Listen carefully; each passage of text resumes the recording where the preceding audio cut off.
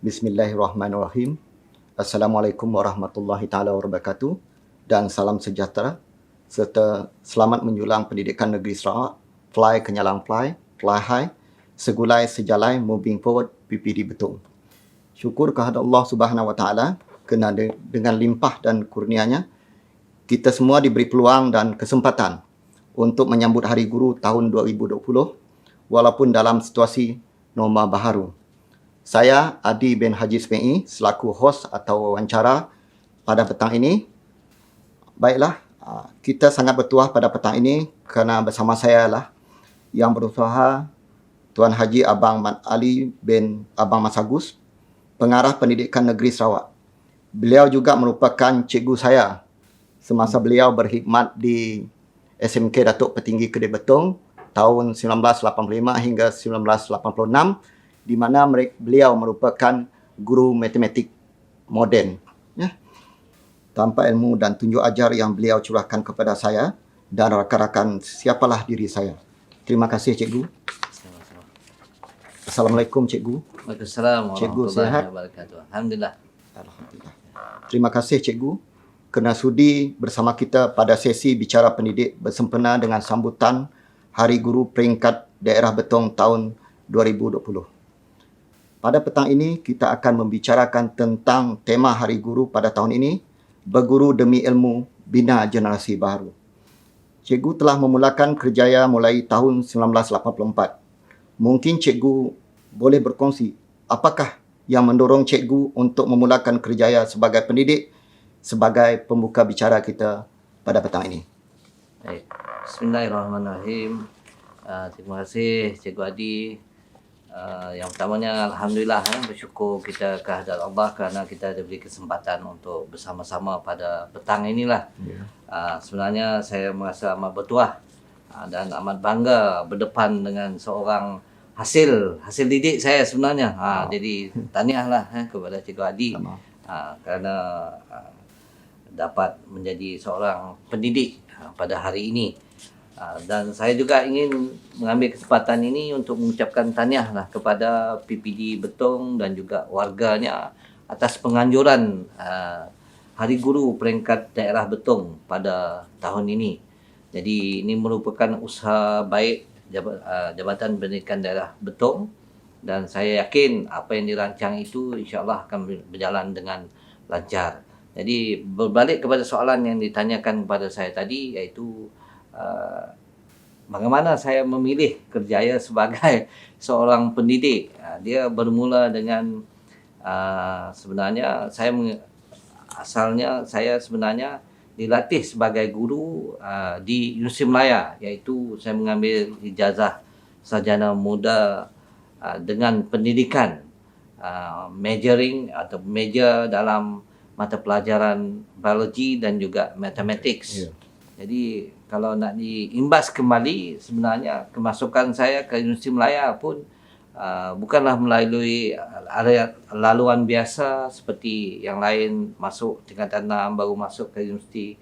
Tapi saya masuk melalui satu laluan yang diwujudkan oleh kerajaan pada masa itu, iaitu Pusat Asasi Sains. Jadi daripada tingkatan 5, saya terus masuk ke Pusat Asasi Sains. Pusat Asasi Sains Universiti Melaya pada masa itu menyediakan laluan untuk beberapa bidang, iaitu perubatan, kejuruteraan dan juga pendidikan serta sains. Jadi dalam hal ini sebagai pelajar pada masa itu memanglah hasratnya kalau boleh nak jadi doktor. Kalau boleh nak jadi doktor. Tapi agaknya keupayaan saya pada masa itu mungkin tak sampai ke situ, jadi saya diberi peluang untuk mengikuti kursus ijazah sarjana muda sains dengan pendidikan. Dan alhamdulillah saya berjaya mengikutinya selama 4 tahun sebenarnya, daripada tahun 80 sehingga 84. Jadi itu permulaan saya kenapa ataupun kenapa saya menjadi seorang pendidik. Walaupun asalnya ini biasalah kan, kita sebagai anak-anak macam-macam bila ditanya nak jadi apa dah besar, macam-macam kita sebut. Ada yang nak jadi bomba, nak jadi polis. Saya dulu kalau ditanya pada masa umur kecil-kecil saya sebutlah nak Ya. jadi doktor, antaranya lah. Ya. Tapi ditakdirkan saya ke aliran ataupun ke bidang pendidikan ini, dan saya amat bersyukur apa yang ditentukan kepada saya ini membawa saya kepada satu peluang yang amat besar untuk menabur bakti kepada anak-anak didik khususnya lah. Dalam konteks ini kebanyakan perkhidmatan saya di negeri Sarawak. Terima kasih. Ya, saya.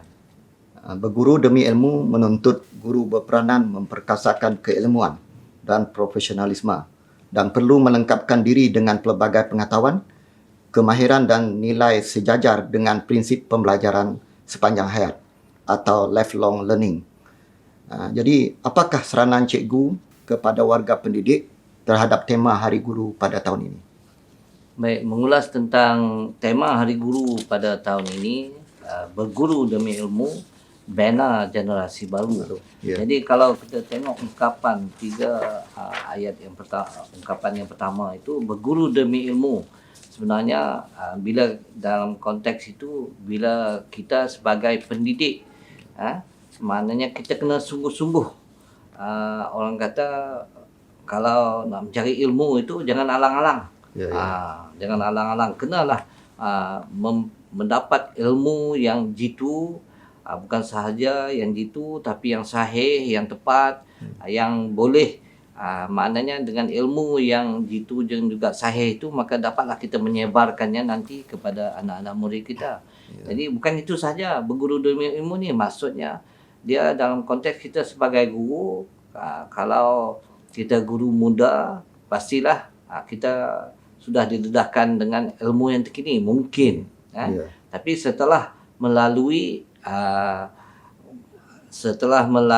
pengalaman mengajar begitu lama, mungkin kita bagi guru-guru veteran pula dia merasakan dia sudah banyak ilmu. Tapi dalam konteks ini berguru demi ilmu ini dengan perubahan masa sebenarnya. Ya. So bila berlaku perubahan masa, sekarang kita tengok kalau zaman saya masuk dulu, kalau dalam konteks komputer ni kita guna mainframe. Ya. Main guna kad petak-petak tu dan tebuk cucuk. Itu di peringkat saya belajar. Ya. Tapi perubahan berlaku sehingga sekarang ini orang kata perubahan dalam konteks ini ICT dia begitu pantas.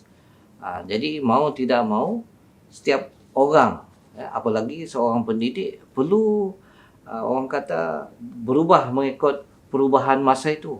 Dalam konteks ilmu maknanya dia perlu menambah lagi ilmu yang ada. Mungkin ada perlunya dia, kalau dalam bahasa Inggerisnya dia kena unlearn apa yang dia dah tahu tu. Ya.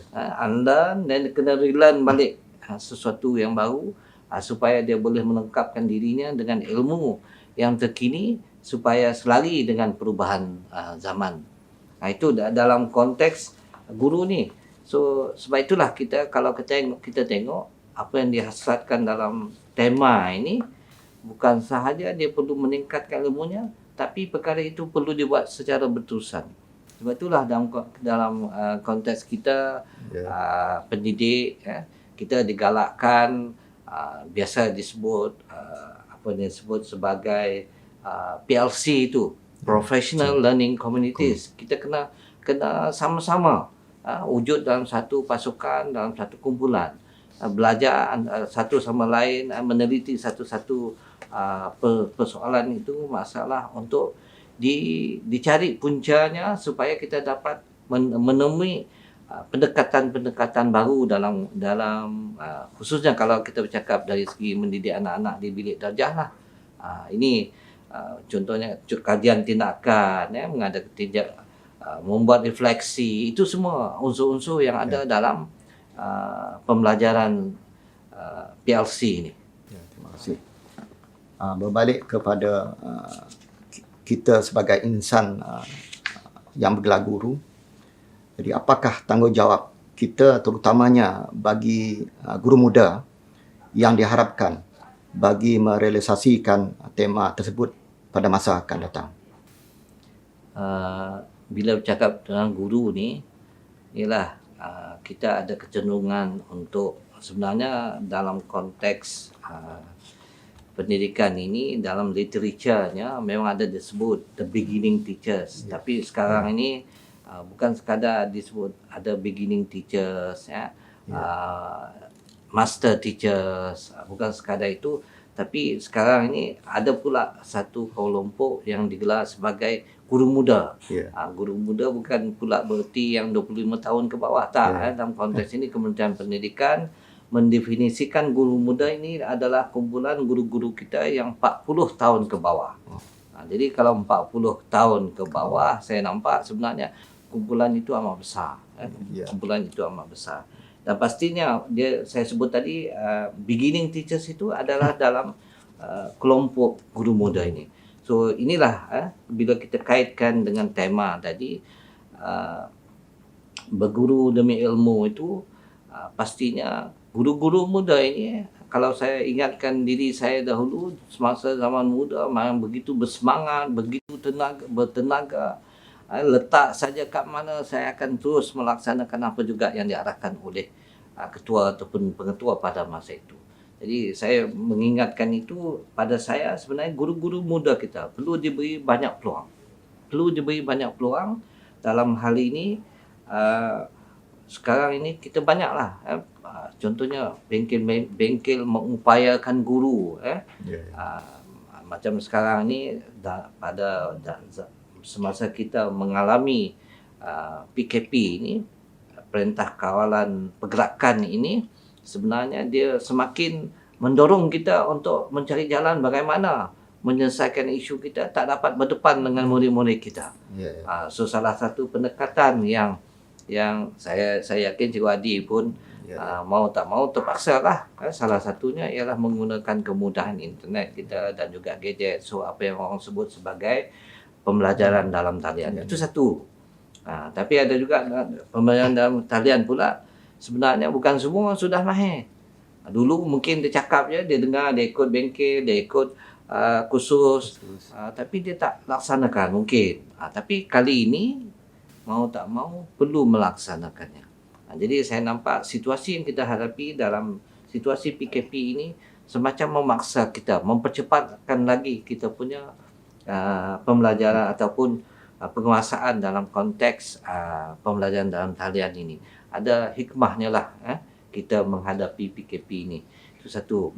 Pastinya juga dalam konteks kita di negeri Sarawak, mungkin di Betong ini sendiri pun ada yang, kalau kita nak cakap akses internetnya, ada juga yang mungkin tidak ada dapat akses internet.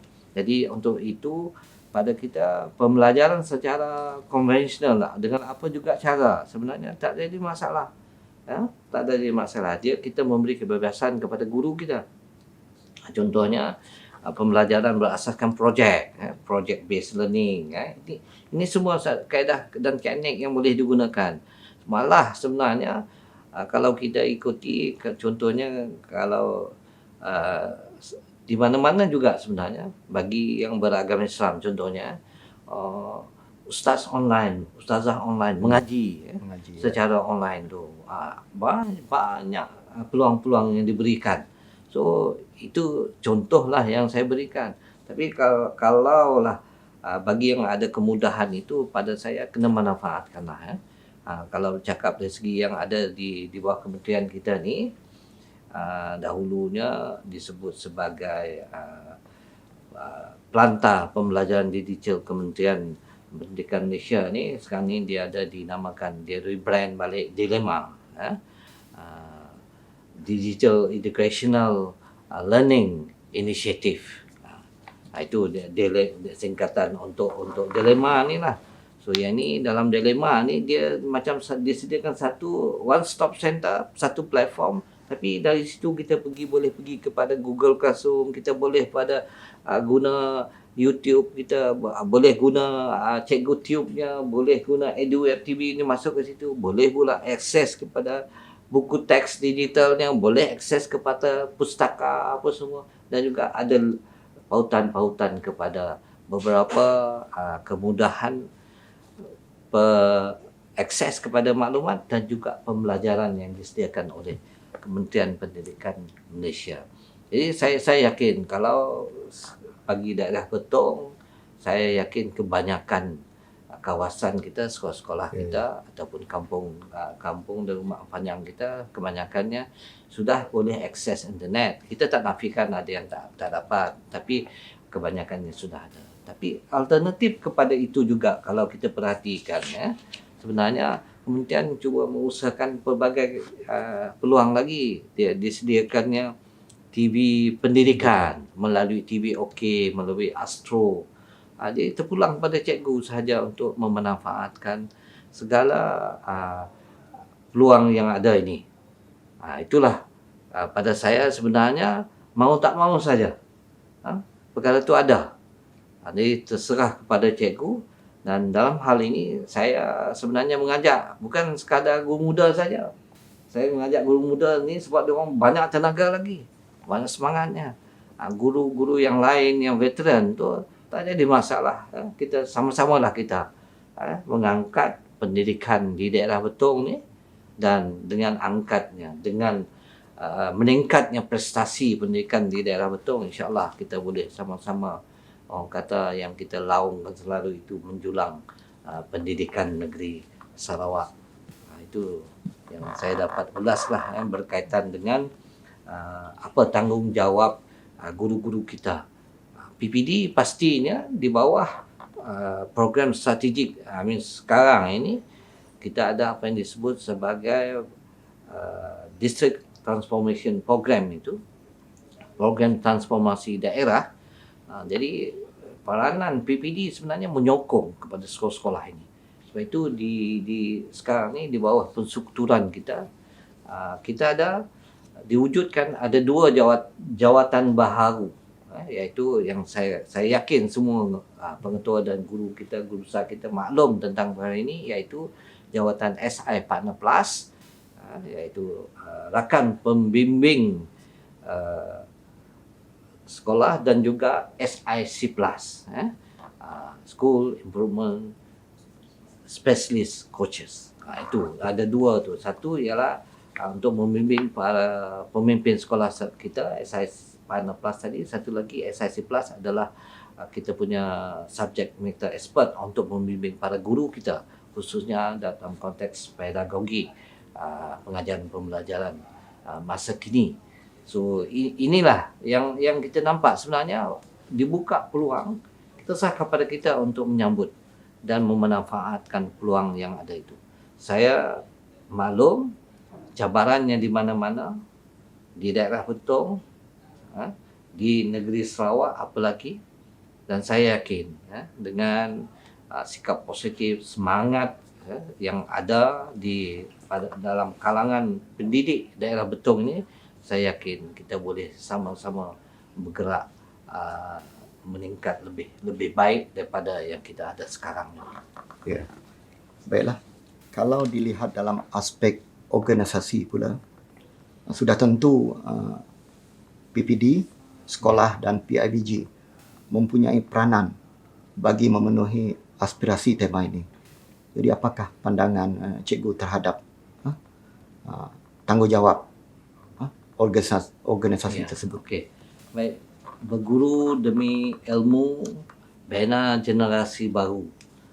Sebenarnya kejayaan sesebuah sekolah itu dia tak boleh bergantung kepada satu pihak sahaja. Kita maklum dalam sama ada kita menggunakan konsep sekolah berkesan ataupun sekarang ini yang mungkin orang lebih maklum tentang TS25, itu program transformasi sekolah. Itu sebenarnya ada 4 tonggak utamanya. 4 tonggak utamanya. Yang pertama ialah kepimpinan yang berkualiti. Yang keduanya guru kita yang berkualiti. Yang ketiga ialah sumbangan ataupun peranan PIBG. Dan yang keempat, of course lah, murid kita sendiri yang berhasrat dan mempunyai upaya untuk belajar, mempunyai kesediaan untuk belajar. Jadi dalam hal ini kalau kita tengok tadi kita dah ulas peranan guru kita, pastinya kita nak guru yang berkualiti. Guru berkualiti itu bukan sahaja dia berilmu, tapi dia ilmunya itu sentiasa dikemas kini, sentiasa ditambah baik, sentiasa dilengkapkan mengikut perkembangan Semasa. masa. Ya. Itu guru yang berkualiti. Dengan kata lain, kalau sekarang ini murid-muridnya berkehendakkan satu strategi yang berbeza dengan kita mungkin dahulu saya pernah menjadi pensyarah. Jadi pada masa itu mungkin perkara itu sudah sedikit berubah dengan perubahan baru ini. Itu yang itu dari segi gurunya. Dari pemimpin tadi satu, pemimpin ni bukan sahaja dalam kalangan penonton tapi juga dalam konteks ini PPD kita, kumpulan PPD kita, itu yang kita sebut dalam program transformasi daerah tadi. So selain daripada itu, peranan ibu bapa ni pun juga sebenarnya amat penting demi menyokong kualiti sebuah sekolah dan juga kemenjadian murid kita. Kalau kita tengok dalam hal ini, sebab itulah sokongan ibu bapa dan juga komuniti ini amat penting.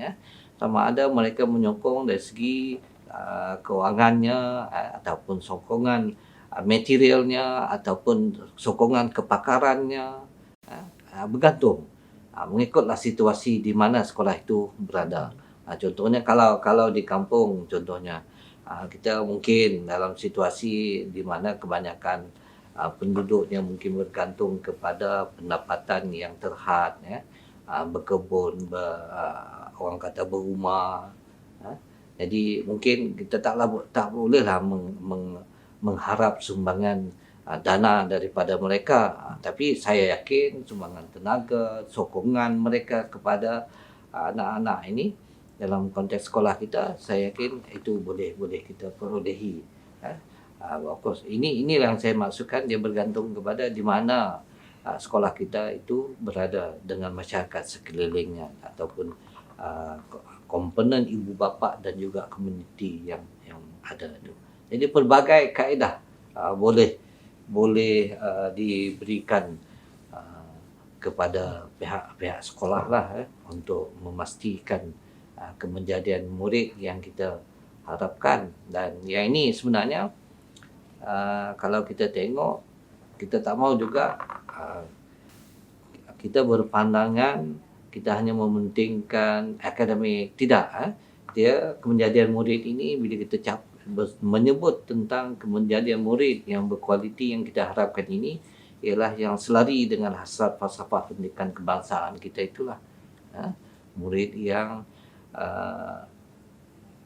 seimbang dan harmonis dari segi kemenjadiannya, sama ada jasmaninya, emosinya, rohaninya, inteleknya. Ada orang tambah macam-macam lagi lah dia punya dia punya harapan itu. Dalam hal ini kalau kita nak kaitkan plan pembangunan pendidikan Malaysia kita yang 6 hasrat, 6 aspirasi murid itu. Itu yang boleh kita tengok. Saya sebenarnya bila benda yang saya cakap ni sebenarnya perkara asas yang dari dahulu diulang oleh pimpinan kita. Cuma kita kena tengoklah situasi mengikut organisasi yang ada di mana. Contohnya kalau di Betong ni, apakah kekuatan yang ada, apakah kelemahan yang perlu ditambah baik. So di situ secara umumnya saya mengharapkan ada 3 C yang kalau dalam bahasa Inggerisnya communication, collaboration, and satu lagi ialah creativity. Yang banyak benda sebenarnya, tapi saya nak fokus 3 ni. Saya nak mengajak pimpinan di daerah dan juga sekolah melihat balik. Apakah punca kita punya pengurusan itu yang belum begitu menjadi contohnya. Sehingga diperlihatkan dalam kemenjadian murid kita. Adakah communication kita kita masih tidak begitu lancar, tak jelas. So kita kena membetulkan. Itu maksudnya. Contohnya sekarang ni kalau kita wujudkan kumpulan WhatsApp itu. Sebenarnya kenapa kita wujudkan kumpulan WhatsApp? Contohnya daerah Betong dalam kalangan pengetua dan guru besar diwujudkan bersama PPD. Jadi Saya simpel saja, bila dihantar satu mesej, maknanya kita perlu ada respon. Itu maksudnya. Dan respon ini ada respon secara ketara. Ini komunikasi ya. Respon secara ketara. Oh, dia kata dia gunakan petunjuk bagus. Ataupun ditulis, dicatatkan. Terima kasih atas perkongsian ini. Tapi setidak-tidaknya buka, kita boleh buat tracking juga. Siapa yang sudah baca, siapa yang sudah tengok. Ini teknologi yang menyokong kita punya komunikasi sekarang ni. Ini situasi yang kita hadapi sekarang. Sebab itulah pada saya dalam keadaan cabaran yang kita hadapi sebenarnya itu komunikasi tadi. Dari segi collaboration ataupun kolaboratif kerjasama antara sama ada dalam kalangan guru di sekolah, guru dengan pimpinannya, guru antara guru satu sekolah dengan satu sekolah lain, ataupun guru dengan komuniti. Semua ini boleh dipertingkatkan, kena dikemaskan. Itu yang saya maksud tadi. Apalagi kalau kreativiti. Saya sebenarnya bila nak buka sekolah, itu pembukaan semula sekolah, saya pergi ke sekolah, saya nampak tahu cakap tentang bagaimana nak menyediakan sinki untuk basuh tangan, itu pun pelbagai kaedah yang keluar. Kreativiti dalam kalangan pengetua dan guru besar kita. Jadi ini, sebab itulah saya lihat sebenarnya bila dibuka peluang, ada ruang, saya yakin kreativiti ini boleh wujud di mana-mana saja. Tak kira siapa sebenarnya. So, yang penting kita perlu menyokong dan menggalakkan perkara itu dibuat oleh anak-anak kita khususnya, dan pastinya dalam ini dia guru kita lah yang menjadi peneraju kepada perkara ini. Baik, terima kasih cikgu. Kami sering mendengar ungkapan perjalanan ini. Untuk itu mungkin cikgu boleh berkongsi makna ungkapan ini. Saya percaya dan pasti memberi makna yang mendalam kepada cikgu. Dan saya yakin semua warga pendidikan di Betong juga ingin mengetahui makna di sebalik ungkapan perjalanan ini. Baik. Nanti pada penghujung rakaman kita ini boleh dimasukkanlah video lagu perjalanan ini oleh Abid JAD. Dari situ saya yakin para pendengar boleh cuba memahami lirik lagu Abid JAD itu. Tapi kalau nak dikongsikan pada saya, sebenarnya bila bercakap tentang perjalanan ini, dia ada satu perkara yang bagi saya mengesahkan sebenarnya.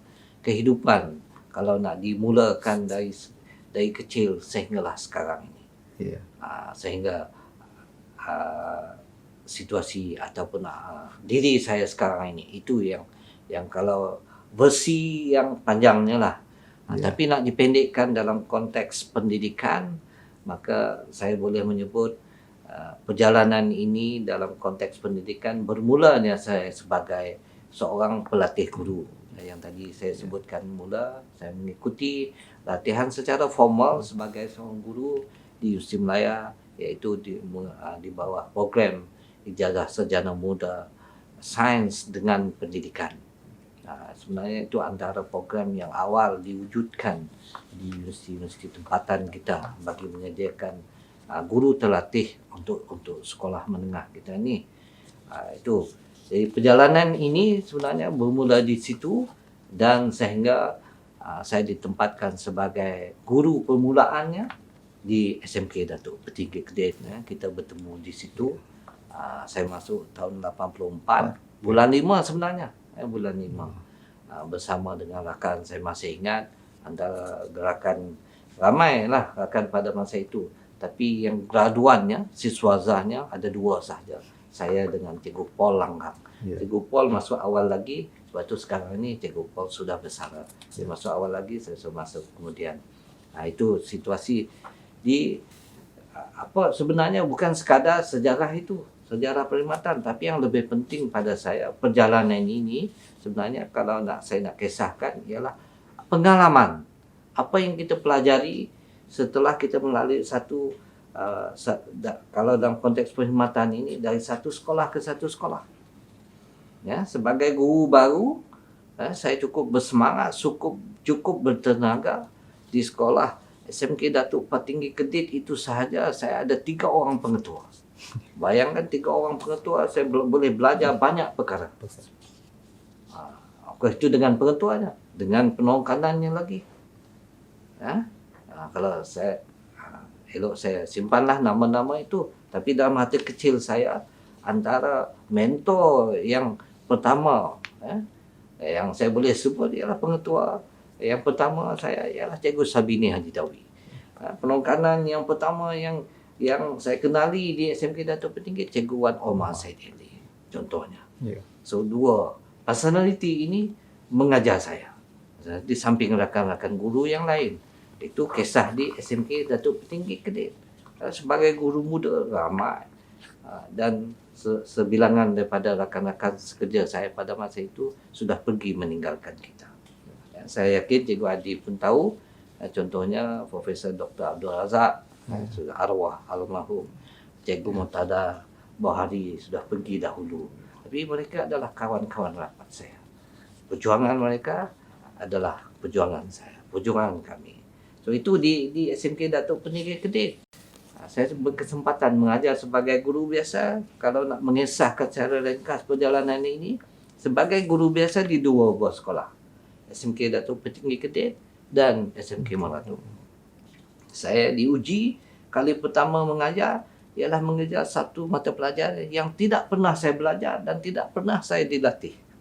Mata pelajaran perdagangan. Jadi itu cabaran. Saya yakin sekarang ni pun masih ada dalam kalangan guru kita yang dia diminta oleh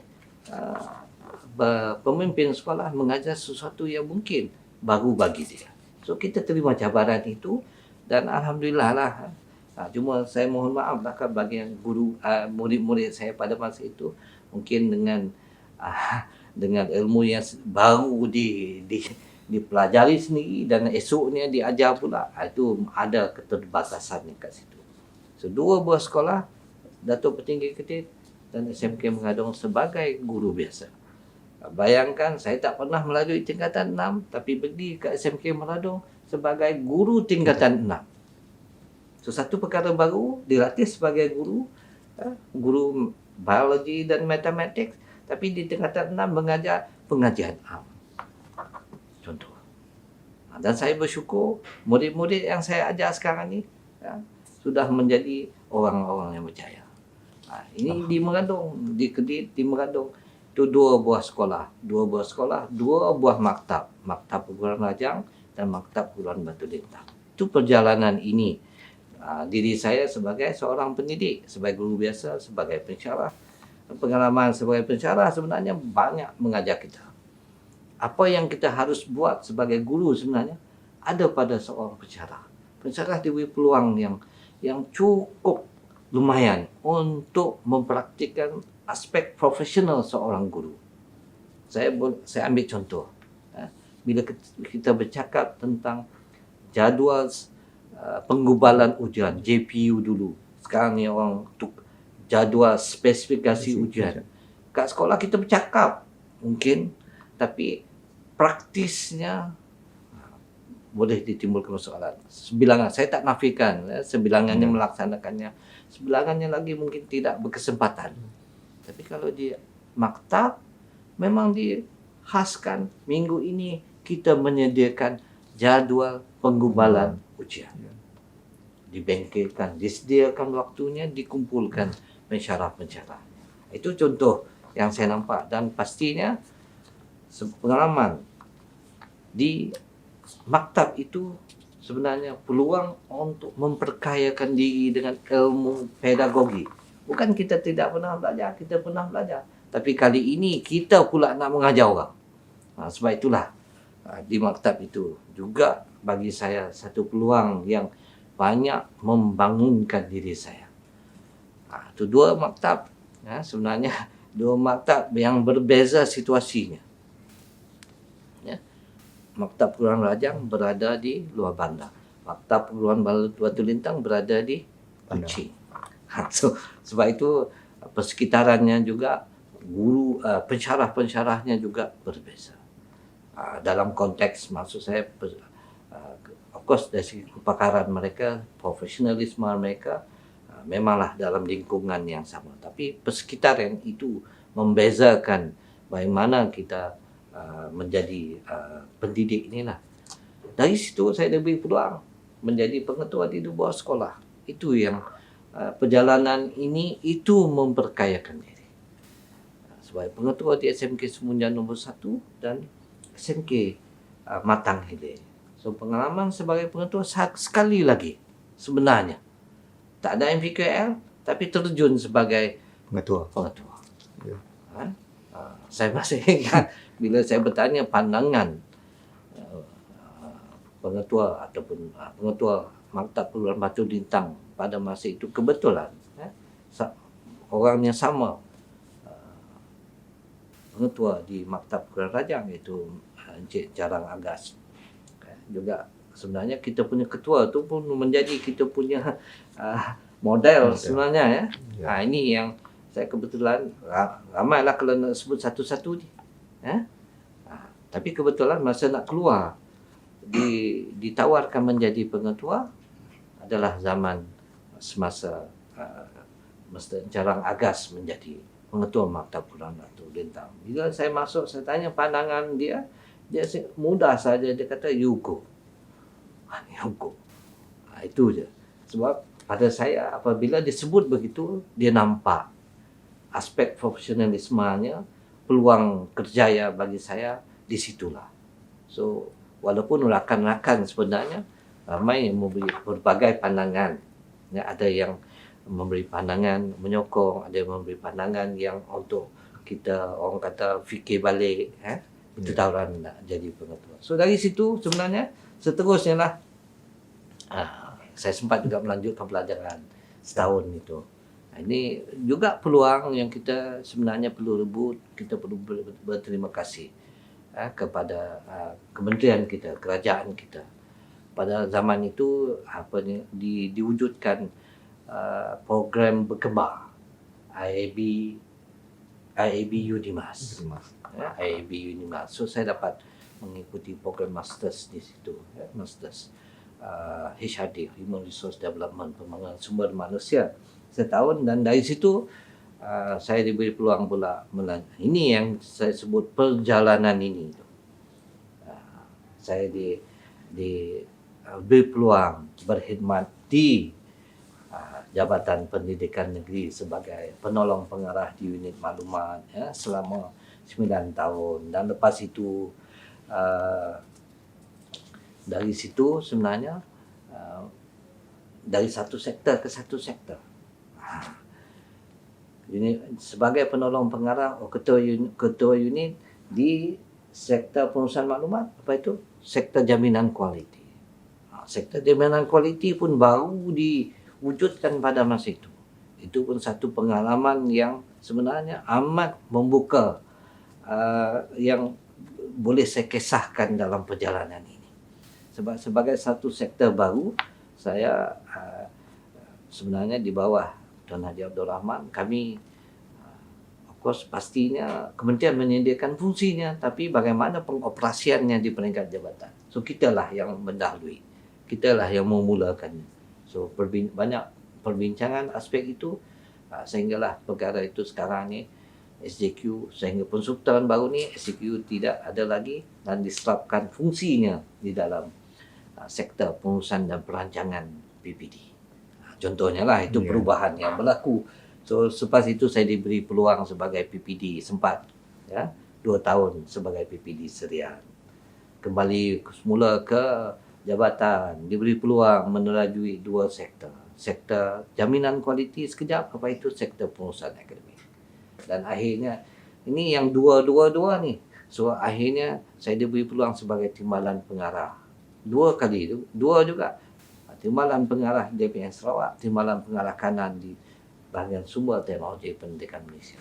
Dan saya bersyukur walaupun tidak menyangka bahawa bila dihantar sebagai timbalan pengarah kanan BSTP, bahagian sumber teknologi pendidikan Kementerian Pendidikan Malaysia, saya rupanya dipanggil balik juga ke negeri Sarawak untuk menamatkan perkhidmatannya di negeri Sarawak. Saya bersyukur dan saya rasa amat bertuah sekarang ini, dan pastinya saya akan memanfaatkan peluang ini untuk terus membawa pendidikan di negeri kita ke satu tahap yang disegani oleh orang lain. Walaupun kita sedar cabarannya, isu dan cabaran yang kita hadapi yang perlu kita tangani bukan calang-calang. Kalau kita sudah mendalaminya, memang memerlukan komitmen dan kerjasama dalam kalangan semua warga pendidik yang ada. Ya. Jadi bila kita penjelasan yang disampaikan oleh cikgu tadi tentang perjalanan ini, ia memberikan kita aspirasi supaya kita sentiasa berusaha untuk meningkatkan diri sendiri, terutamanya dalam menimba ilmu pengetahuan. Akhir bicara kita pada petang ini, apakah harapan dan ucapan cikgu kepada warga pendidik bersempena dengan Hari Guru pada tahun ini? Dalam konteks bicara ini, dia menjadi kata akhir, tapi saya mengambil kesempatan ini untuk mengucapkan selamat menyambut Hari Guru peringkat daerah Betong. Semoga apa yang dirancangkan, aktiviti yang dirancangkan sepanjang perayaan ataupun sambutan Hari Guru peringkat daerah Betong, saya dimaklumkan tadi 3 hari itu berjalan lancar dan mendatangkan manfaat kepada para pendidik dan juga warga ataupun komuniti di daerah Betong. Saya juga dimaklumkan Betong ni mempunyai dia punya semacam laungan kata hikmah, kata hikmah menjadi pegangan pendidik warga daerah Betong ini segulai sejalai moving forward PPD Betong. Dia merupakan cantuman 3 bahasa Iban, bahasa Inggeris dan bahasa Melayu. Dia dari situ dia menampakkan kepelbagaian yang ada di daerah Betong ini. Teruskanlah perjuangan.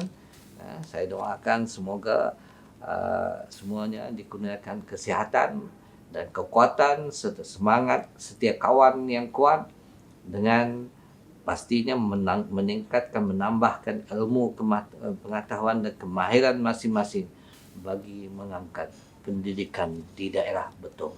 Harapannya apabila pendidikan di daerah Betong meningkat, maka kita insya-Allah sama-sama boleh menjulang pendidikan negeri Sarawak.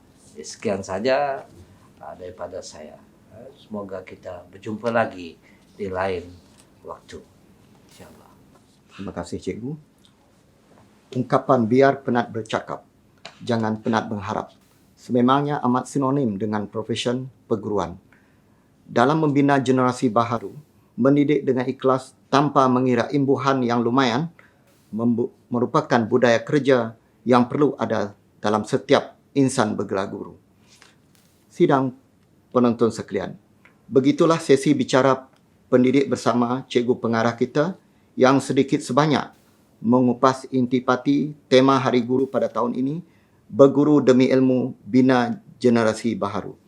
Sesungguhnya Allah dan seluruh malaikat serta penghuni langit dan bumi memohon kerahmatan ke atas orang yang mengajar kepada kebaikan kepada manusia.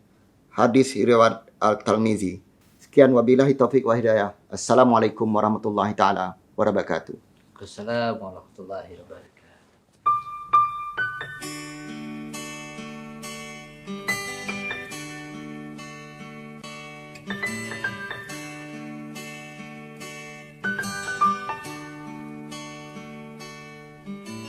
Perjalanan ini terasa sangat menyedihkan.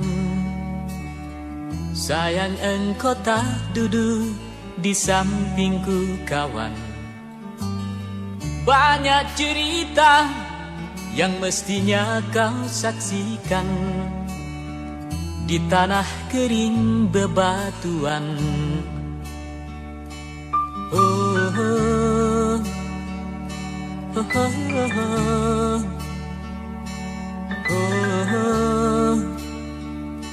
oh, oh, oh.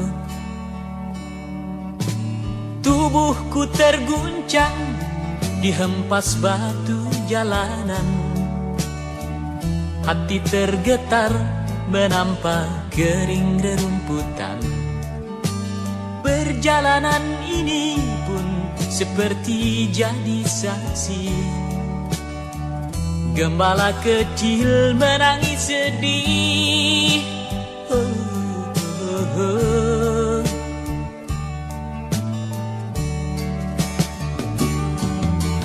Kawan coba dengar apa jawabnya ketika aku tanya mengapa. Bapak ibunya telah lama mati ditelan bencana tanah ini. Sesampainya di laut, ku kabarkan semuanya kepada karang, kepada ombak, kepada matahari. Tetapi semua diam, tetapi semua bisu. Tinggal aku sendiri terpaku menatap langit. Barangkali di sana ada jawabnya, mengapa di tanahku terjadi bencana. Mungkin Tuhan mulai bosan melihat tingkah kita yang selalu salah dan bangga dengan dosa-dosa, atau alam mulai enggan bersahabat dengan kita. Coba kita bertanya pada rumput yang bergoyang. Oh, oh, oh, oh, oh.